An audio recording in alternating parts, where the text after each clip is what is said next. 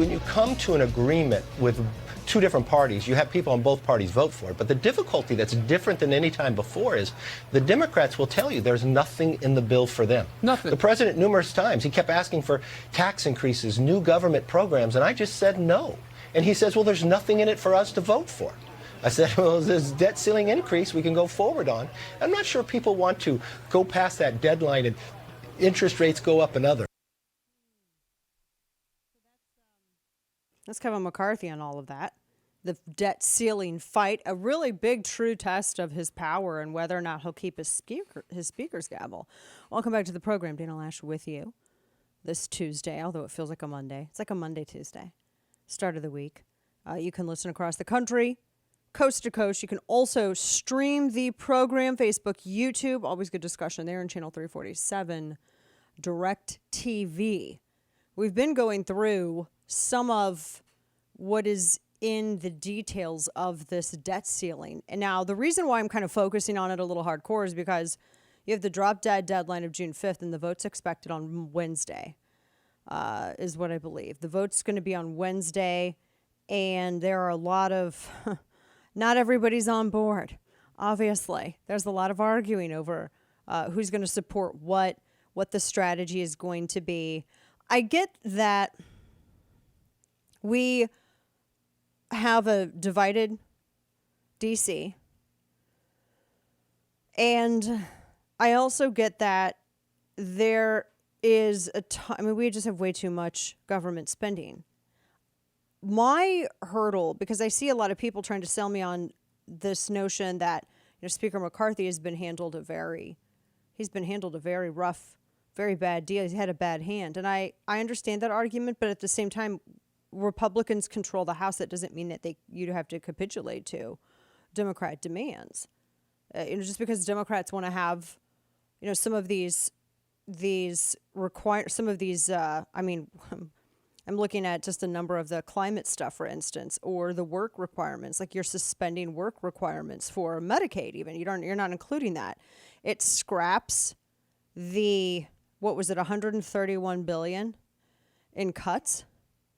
That was pre-coronavirus to pre-coronavirus levels in favor of, as Chip Royce described it, down or up a little spending at the 2023 omnibus bill level. That's what they rushed through in December. As I said, there's no work requirements for Medicaid. That deal scraps that. The deal scraps the tax credit, the repeal of the tax credit crony giveaways. Remember that, the quote-unquote Inflation Reduction Act, the tax credit crony giveaways, it gets rid of that. It scraps the REINS Act, which I can't touch on enough. Everybody knows what the REINS Act is. This was the anti-regulatory REINS Act. The REINS Act was about controlling and beating back a lot of this government abuse, this bureaucratic abuse. Especially if it has, I think, what was it, impact on the economy of $100 million or more. So this looks at, the CDC stuff. It looks like a number of things. I mean, it's pulling back the administrative state. That's what the REINS Act is. And the left hated the REINS Act, which makes me love it all the much more. That's what the REINS Act is. They wanted to do a pay-go method, which has no teeth. Roy and others say that it can be waived. Now, the repeal of here was the other, one of the big things that I was wondering about was the student loan relief.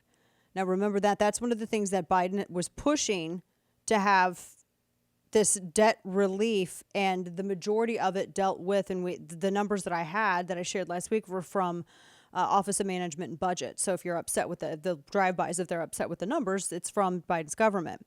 The majority of it was grad school debt, and the folks that were receiving it were in the upper 60% of income bracket. So the repeal was scrapped. The deal scraps the full repeal of those loans. So it leaves in place $400 billion, was over $400 billion, $400 billion something in loan, quote-unquote, forgiveness. And any congressional oversight that is inherent in the duty of in their duty, their constitutional duty in Congress, that goes to the court. Because remember, that's still in the court's lap. They're still determining whether or not that's a decision that the court has to make. So until they make that decision, this abandons the repeal of that and abandons the focus on congressional duty. So it stays. That's how I'm interpreting this. It stays. How in the hell does it stay? How does it stay? The $80 billion expansion of the IRS, 87,000 employees. Gets a year reprieve. There's maybe a 20% reduction, which is nothing. It's weird to say that in DC when you're talking about billions, but think of it. Absolutely nothing about the border at all. I had said that there's two things that Congress should not be doing. They should not even be flirting with the idea of negotiating with us while we have an open border, number one. And while we have all of this regulatory abuse, and the abandonment of the REINS Act just further empowers that. I mean, we have the ATF that's trying to criminalize millions of people around the country over a pistol brace that they said was completely fine to own just until a minute ago. And there's nothing about that in here at all. Nothing. There's nothing about that overreach. Nothing. And then it raises the debt ceiling, to like $4 trillion. Now, you could say that there are a couple of things in here that are, and that's what I have some of the moderates telling me. This is what the moderates are saying. They're saying, well, there's a couple of good things in here. And the good thing is that there's, this provision that, Congress, forcing Congress to give up the practice of funding government through just, one singular omnibus bill and actually pass, as it is supposed to do, 12 appropriations bills to cover the federal budget, and that looks like that. That's the regular order and how business should be conducted. That's good. They also say that the provision to have because right now the provision calls for government to operate under a CR, continuing resolution, and lawmakers are waiting to see when the cuts would be triggered, and having these cuts go into effect. That's good. That's a nothing burger to me. How am I supposed to be like, oh, that's a good thing? That completely just takes away the pain of everything else. Then I think that this is kind of a catch-22. I think that they're trying to box in Republicans with some of the green stuff.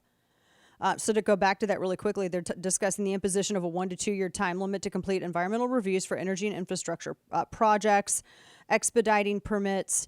That means that you're going to have a bunch of stuff, boondoggles that are going to go in fast, and Republican requests that could go slow. So that's pretty much it. If you want me to just distill it down to a shot, that's it. Freedom Caucus is not happy. They're not happy at all. And they shouldn't be. I don't think that they should be at all. Yeah, listen to that. Go ahead and play this, because this just came out. This is why we were on break. Listen. Thank you, Perry. Jackson Richmond, Epoch Times. Were the bill to go forward, would you file a motion to vacate the chair? Look, we are focused. I'll let each member speak for themselves. But for me, I am focused on defeating this bill. What happens post that and the agreements that we have, we will decide once we've determined the disposition of this bill and its finality. Yes, ma'am. They're not happy.